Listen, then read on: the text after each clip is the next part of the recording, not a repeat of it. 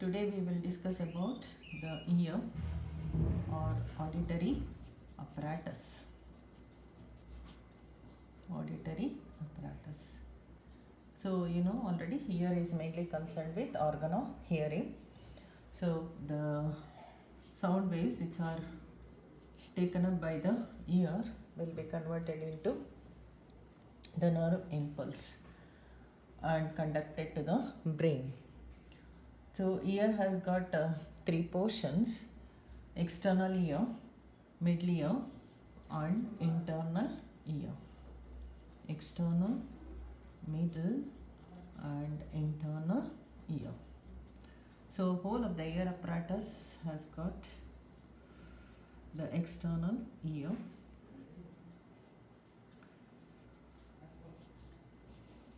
This is the auricle or pinna, and what I am drawing is the external acoustic meatus, then the tympanic membrane, the middle ear.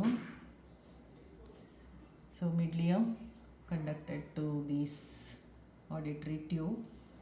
Internal ear is made up of cochlea, vestibule and semicircular canals. So whole of the ear, this is external ear containing the auricle, then the external auditory meatus, the tympanic membrane. Here we will get the tympanic membrane.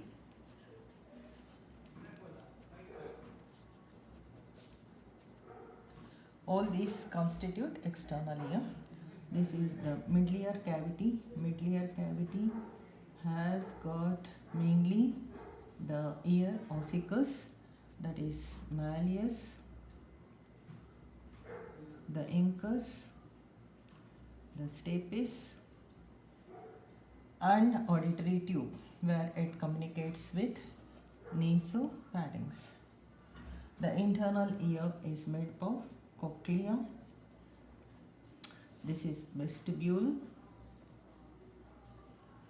and semicircular canals. There are three semicircular canals. So that is whole auditory apparatus. The sound waves which are conducted into the ear will go through external acoustic meatus. Then they will be conducted through tympanic membrane to the middle ear cavity, where this is converted into the nerve impulse by cochlea, and through cochlea now it is conducted to the brain. Vestibule is mainly concerned with the movement of the head and equilibrium. Semicircular canals, vestibule and cochlea forms the internal ear, middle ear cavity, then external ear. So this whole thing is a rough part of the auditory apparatus. We will take up one by one the external ear. External ear. External ear has got the pinna or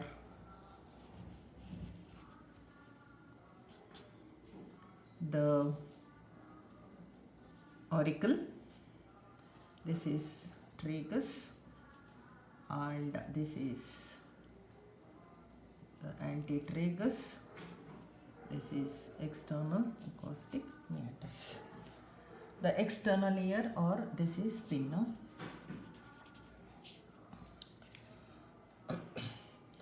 The pinna is mainly made up of the elastic cartilage. Main important content or the structure of the pinna is elastic cartilage and a few fibrous tissue covered by the skin. This pinna has got medial surface and lateral surface. What I have drawn is lateral surface, which is related to the head, is where it is attached to the head is the medial surface.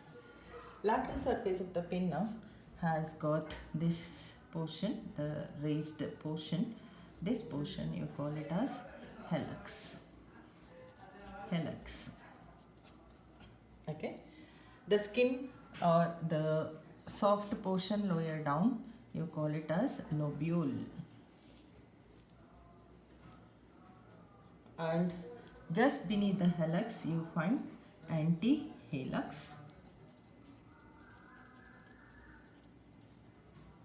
Antihelix. And this is tragus, where it is limited anteriorly. It is the tragus. Behind the tragus you do find external acoustic meatus. External acoustic meatus. And opposite to the tragus, this region you call it as antitragus. Antitragus.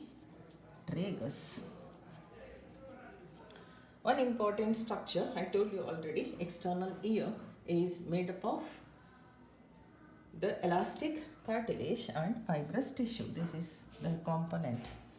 There is a region between the concha and the tragus. This region, the green region here, you call it as incisura terminalis. Incisura terminalis. I should put this region, incisura terminalis. Incisura terminalis, I told you ear is made up of cartilage. So incisura terminalis is devoid of cartilage. There is no cartilage, it's only the tissue, fibrous tissue covered by skin. So here any intervention you can enter into the extracaustic meatus. You can easily enter into the extracaustic meatus where there is no cartilaginous area. So this has got clinical importance. External ear has mainly, it is made of elastic cartilage, and it has got the helix, then the antihelix, then tragus, opening of extracaustic meatus. There is a small antitragus. The skin, only the lower portion is made up of skin. You call it as lobule. There are two depressions. The depression above, you call it as scaphoid fossa. And near to the concha, this depression, this or near to the incisura or concha, this depression you call it as the triangular fossa. Two fossa. Triangular fossa.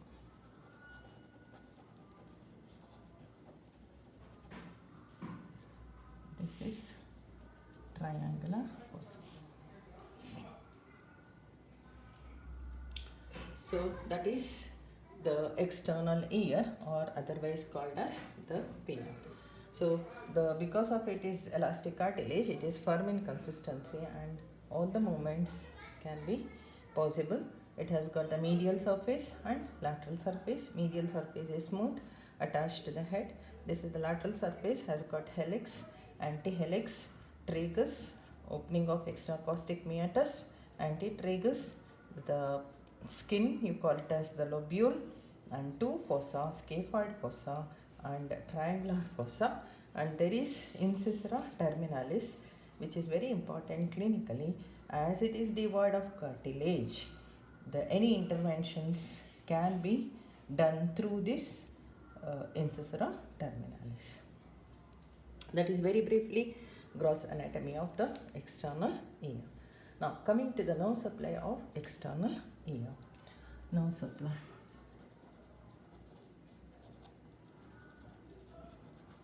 External ear. Okay. The nerve supply of external ear, because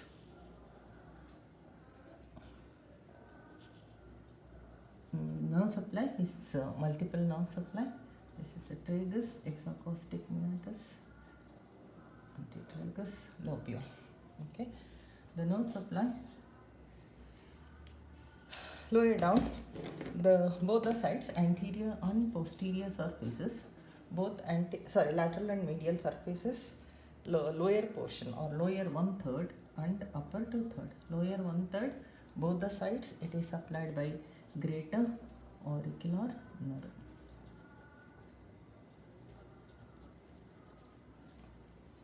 Lower down, both the sides, anterior and posterior surfaces are supplied by greater auricular nerve. Upper 2/3 above, it is supplied by auriculotemporal nerve, and the lateral surface is supplied by lesser occipital nerve. This is auriculotemporal.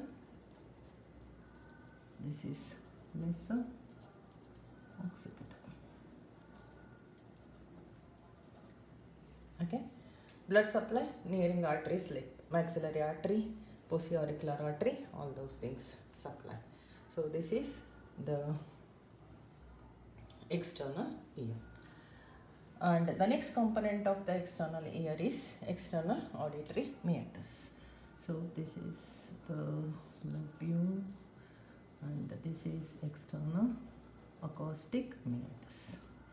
And this external acoustic meatus connects the external ear to the middle ear, and there is at that junction you do find a membrane, you call it as tympanic membrane, where it connects to the middle ear cavity. This is auditory tube, where it connects to the middle ear cavity. External acoustic meatus.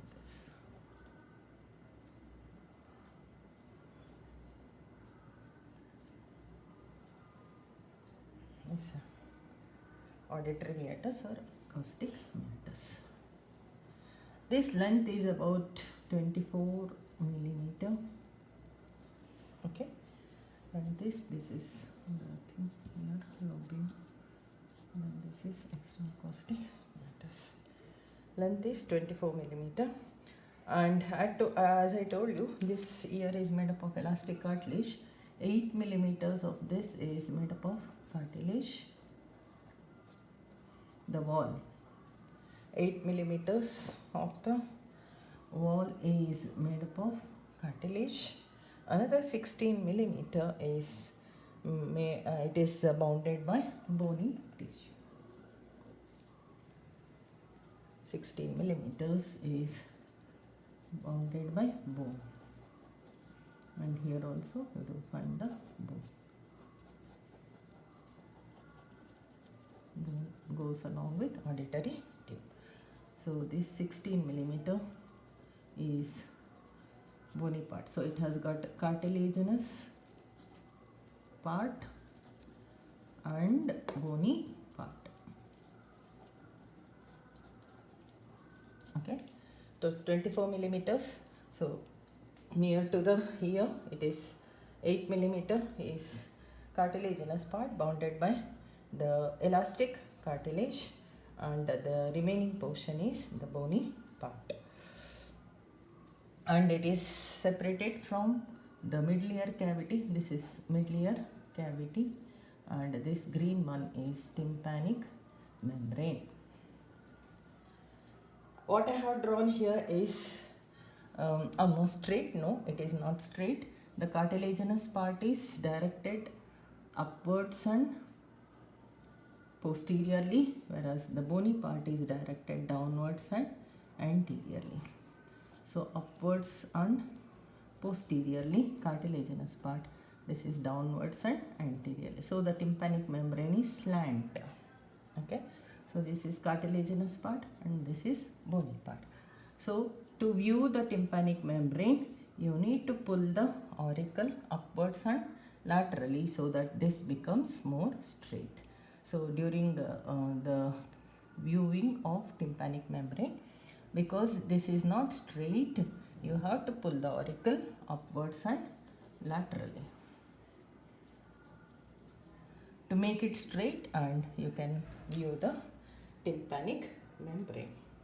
Okay, so this is external acoustic meatus, and 6 millimeter lateral to the tympanic membrane. 6 millimeter lateral to tympanic membrane. There is a constriction like this. It is not very straight, there is constriction. This constriction you call it as isthmus of external auditory meatus. That region you call it as isthmus. So any foreign body which enters the ear and lodge beyond this is difficult to remove, because this portion is the most constricted portion of the external auditory meatus. Okay, so I will tell you again. External auditory meatus extends from the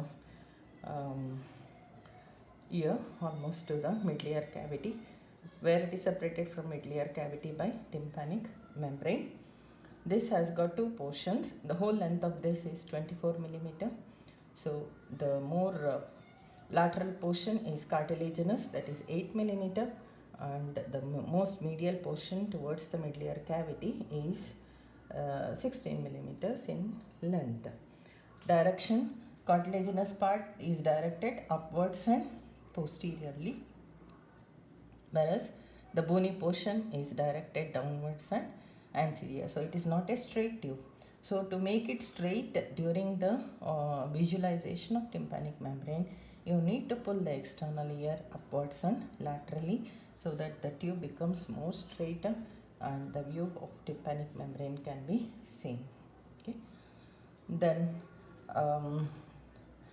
one more thing, the skin here in the cartilaginous part, skin here is this whole thing, skin continues. Skin in the cartilaginous part is thick and bony part it is thinner, and this skin has got specialized sweat glands, sebaceous glands. So these sebaceous glands, specialized sebaceous glands here, you call them as ceruminous glands. Ceruminous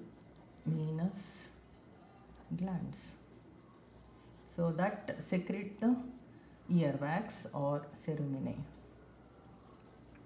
You do find hair follicles some here in the cartilaginous part, skin lining the cartilaginous part, whereas this ceruminous gland or hair follicle are absent in the bony portion of the meatus, external auditory meatus. So this is ceruminous glands are the special sebaceous glands which secrete the secretion earwax. So most of the furuncle or infection is common in cartilaginous part compared to the bony part of external acoustic meatus. Now supply of external acoustic meatus comes through the vagus and auriculotemporal.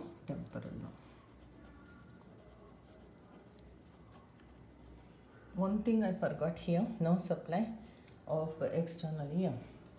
I have forgotten here. So I told you greater auriculum on both the sides, lesser occipital on this. The root where it is attached to the head, the root is supplied by vagus nerve.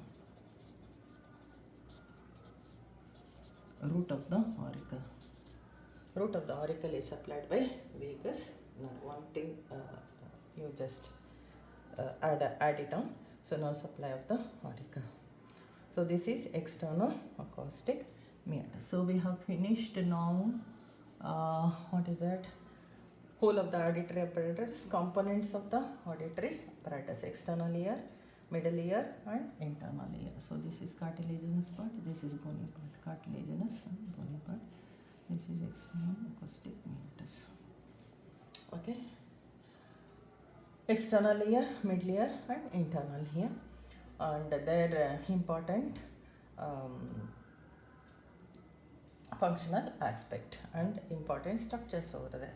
So coming to the external ear, this is external ear. So we have studied about the pinna, the parts of the pinna, the function of the pinna, the nerve supply, then the external acoustic meatus or external cartilaginous part, bony portion, then lining epithelium, then the view for tympanic membrane, the direction of external acoustic meatus. The other component of the external ear is the tympanic membrane, very important